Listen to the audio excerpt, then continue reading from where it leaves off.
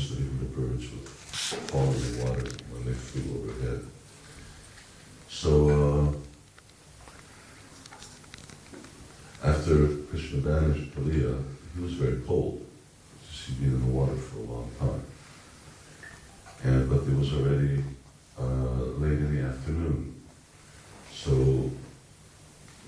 he came, Vrishvasis, they came on top of this hill with the idea that hopefully that the sun would warn Krishna off.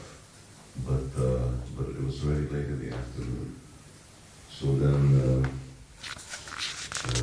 no matter how much they tried, Krishna was like shaking like that. So Srimati Radharani, she was praying, she prayed to the sun god not to go down and disappear. So actually then what happened is that the sun god personally appeared in front of Krishna and warmed him up. But then it warmed him up to such an extent that Krishna started to perspire. Thank you very much. And Krishna started to perspire, and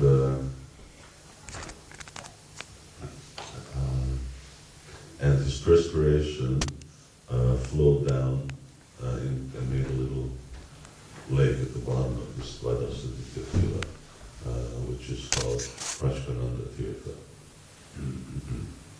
Boy, how did we get here? Because I thought we were saying Sanatana Goswami was in Sanatana different Goswami. places. So Sanatana Goswami established temple. That's the oldest temple in Vrindavan. Sanatana Goswami established over there. Very ancient temple, beautiful temple. We were told that the lotus on the top is gold.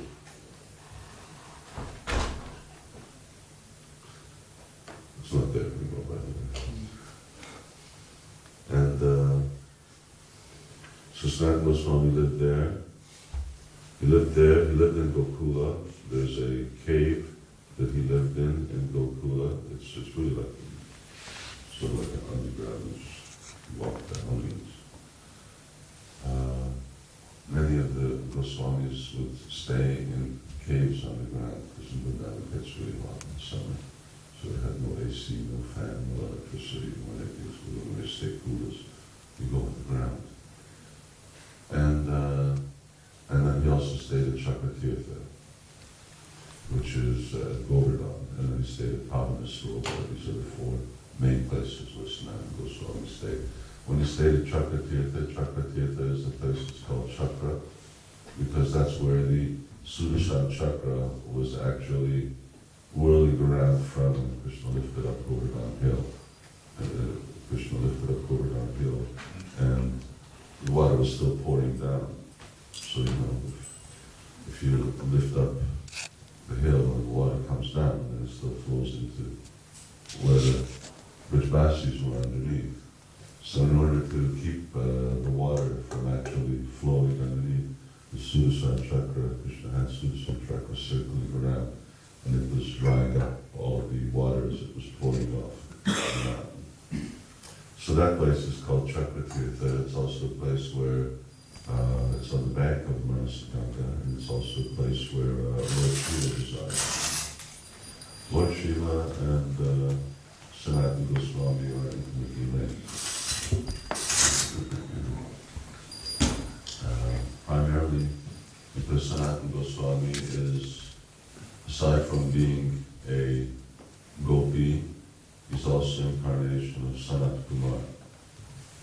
And Sanat Kumar is Brahma's son, but Shiva is Brahma's son, so runs into the brothers. And so Sanat Goswami would live there, and it actually used to be a very mosquito-infested place. In fact, there's so many mosquitoes that Sanat Goswami decided that he would leave. And there's a Shiva lingam over there that's called Chakratirtha, and Lord Shiva resides there. So, because Sanatana Swami would live there, he would chant Hare Krishna, perform his bhajan,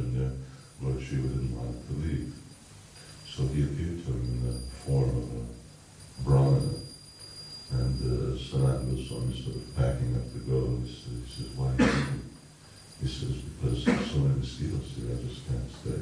Which is interesting. In other words, mosquitoes are such pests that even Lord's eternal associates can't stand them.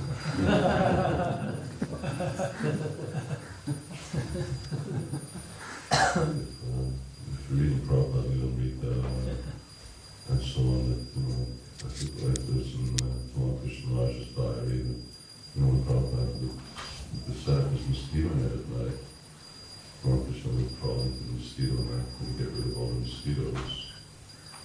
And Prabhupada said, well, the enemies attacking with a weapon, so we have the right to protect ourselves.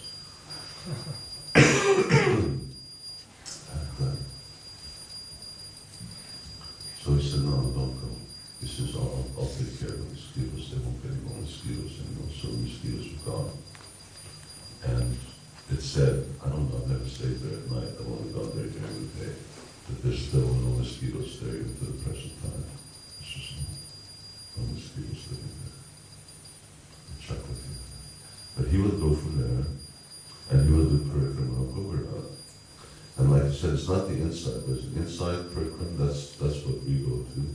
And then the outside is way, way further, and it encompasses many more places, and it's almost twice the size, twice as large. And Sanatana Swami would go on that. And even though by now he was like in his 70s, but there he went. And he kept going, despite the fact that he was very old. And once when he went, he just stopped. And he stopped many times, just to rest, just like whenever we go, he may stop to rest. And he stopped and he was rested. And at that time, a little cowherd boy came. And because the whole place is full of cowherd boys, because there are many people tending their cows. And go up and down, and everyone has cows. So a very beautiful cowherd boy came, and he said, why are you doing this? You're too old to be doing this, you should stop. And anyway, in times then I was trying to figure out, this is not just cowherd boy, this is Krishna. And then Krishna told him, listen, don't do Parikrama. But the interesting part is that Sanatana Goswami explained, no, if I don't do Parikrama, then people will stop doing Parikrama of Govardhan. And if they don't do Parikrama of Govardhan, then their spiritual lives will not be benefited. It's very important. So I need to show them that example. So then Krishna finally went to Govardhan Hill and brought him a stone. And you can see that stone at Radha temple, which has Krishna's footprint on it, and a calf's footprint, and a mark of a stick, and a mark of a flute. And he says, okay, listen, here's the Govardhan. You just walk around it 3 times, and that's equivalent to doing Parikrama. And that's what Sanatana Goswami did thereafter. That he left the world, Sanatana Goswami left the world on Guru Purnima. Guru Purnima is Vyasadev's appearance day. And he was very much loved in Vrindavan, not just by devotees, sadhus, but actually by villagers. Everyone loved him, and he was actually very much involved in just people's everyday lives, aside from writing books and discovering holy places and guiding and teaching others, and then worshipping Madan Mohan, whose name originally was Madan Gopal. That Madan Mohan Devi, I'll just tell you briefly, then I'll stop. And that Madan Mohan Devi, Amrish Maharaj. Amrish Maharaj worshipped him, and then Kuja worshipped him. When you read in Srimad Bhagavatam, Kuja said, please stay here. After Krishna went and visited at Uddhava. And actually, Kuja continued worshipping that day. When we read about Amrish Maharaj and his worshipping, and he was also in Vrindavan, he was worshipping. That's Madan Gopal.